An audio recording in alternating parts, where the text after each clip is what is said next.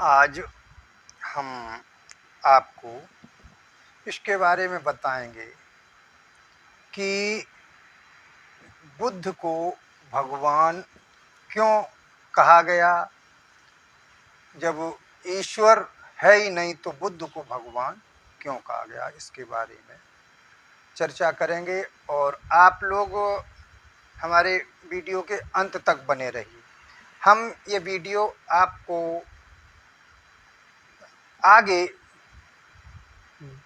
ज्ञान की राह पर ले जाने के लिए ज्ञानवर्धक वीडियो इसलिए बनाते हैं। कोई हम नाचने या कॉमेडी वाले वीडियो इस नहीं बनाते हैं जो आप लोगों को उसमें थोड़ा ज़्यादा मनोरंजन दिखाई पड़े। ये हमारे मनोरंजन की वीडियो नहीं होते हैं, हमारे वीडियो होते हैं ज्ञान और ध्यान की। जो ज्ञान की बात को समझेगा, ध्यान से समझेगा, तो उसके लिए ये बहुत ही लाभप्रद होंगे। आगे आने वाले समय में उसके जीवन में बहुत ही उपयोगी सिद्ध होंगे। तो आज शुरू करते हैं हम अपने वीडियो को और बताएंगे कि भगवान बुद्ध को क्यों कहा गया। ये जान लेना भी बहुत ज़रूरी है। लोग बाग कभी कभी नहीं जानकारी होती है तो लोगों से क्वेश्चन कर देते हैं। जो बहुत अनुयायी होते हैं उनसे क्वेश्चन कर देते हैं कि भगवान बुद्ध को क्यों कहा गया। तो यदि ईश्वर नहीं है तो बुद्ध को भगवान क्यों कहा जाता है और क्यों उनकी प्रार्थना की जाती है। बौद्ध दर्शन में भगवान का अर्थ क्या है, अन्य धर्मों में की भांति इस संसार से बाहर बैठा जो नित्य एक सर्वव्यापी आदि लक्षणों से युक्त इस सृष्टि को तथा इसमें रहने वाले प्राणियों को बनाने वाले ईश्वर या भगवान को बौद्ध नहीं मानते हैं।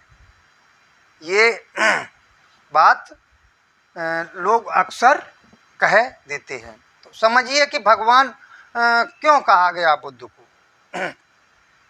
अर्थात जैसे ये चीज़ें हैं नहीं मानते हैं बौद्ध लोग। ऊबड़ खाबड़ नदी नालों और रेतीले मैदान जहाँ कहीं कुछ भी नहीं पैदा होता है, होने वाली पृथ्वी को और उसमें रहने वाले लालची, ईर्ष्यालु, कपटी सातों को किसी ईश्वर ने बनाया है, ऐसा बौद्ध लोग नहीं मानते हैं। ना ही आज तक उसे किसी ने देखा और ना देखेगा भी कैसे।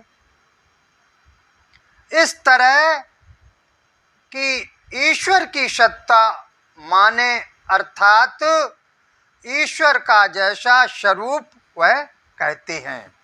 कौन लोग कहते हैं? जो बौद्ध अनुयायी नहीं है वो लोग कहा करते हैं। ऐसा माना जाता है कि उसके अनुसार तो संसार के बाहर जाकर ही देखना होगा कि वह कैसा है। यदि संसार के बाहर निकल ही गया तो उसको देखने की आवश्यकता भी क्या है। इस पर बहुत कुछ कहा जा सकता है, लिखा जा सकता है, लेकिन व्यर्थ में ऐसी बातों से कोई लाभ नहीं मिलेगा, क्योंकि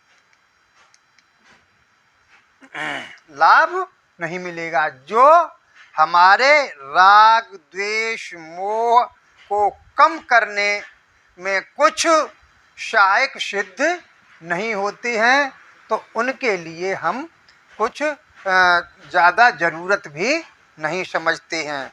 जो हमारे राग द्वेष मोह को कम करने के लिए जो सिद्ध होते हैं उनके बारे में हमें सोचना चाहिए और समझना चाहिए, उनके बारे में हमको जानकारी रखना चाहिए।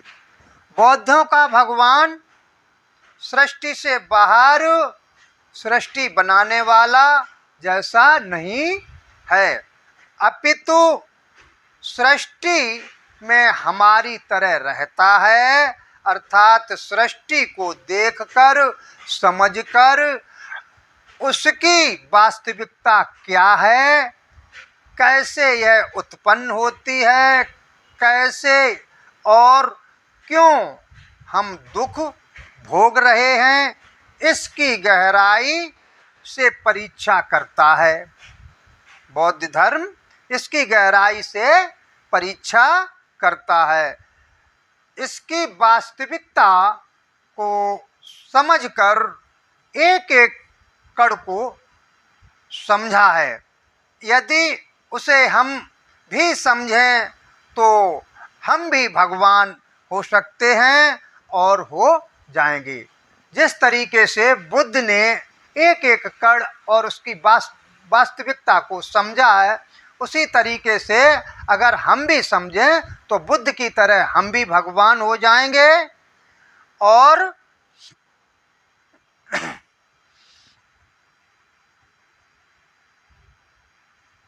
आखिर हम सबको भगवान होना ही है। भगवान ने सृष्टि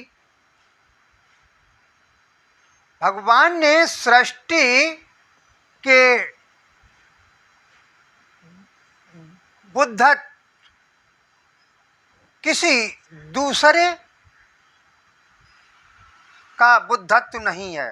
जैसा कि मेरा सुख दुख किसी दूसरे का सुख दुख नहीं हो सकता है, मेरा चित्त किसी दूसरे का चित्त नहीं हो सकता है, मेरा बुद्धत्व किसी दूसरे का बुद्धत्व नहीं हो सकता है, मेरा अस्तित्व किसी दूसरे का अस्तित्व नहीं हो सकता है।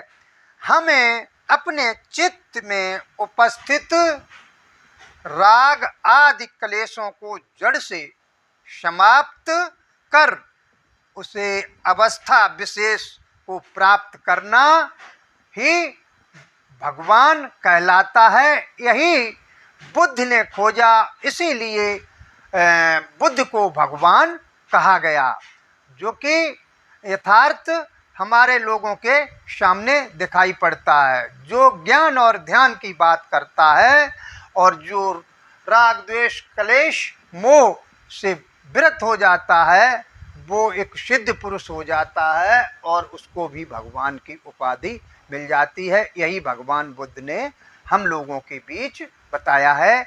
नमो बुद्धाय। आज का प्रसंग यहीं तक।